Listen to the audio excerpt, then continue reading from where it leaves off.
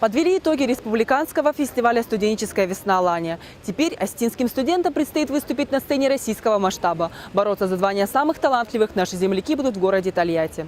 Российская студенческая весна – самое яркое ожидаемое событие в жизни студентов.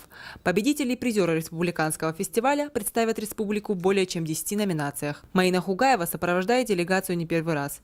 Девушка уверена, что у команды из Северной Осетии есть все шансы на победу.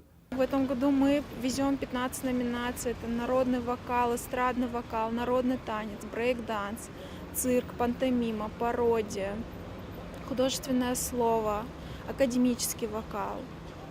Мы ежегодно участвуем во всероссийском фестивале «Российская студенческая весна».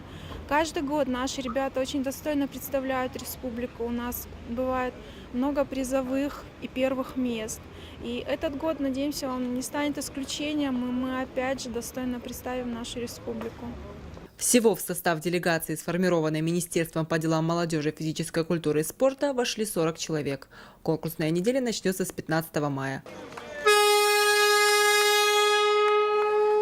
Ангела Кубалова, Фатима Макиева, Тимур Мазаев, Осетия ТВ.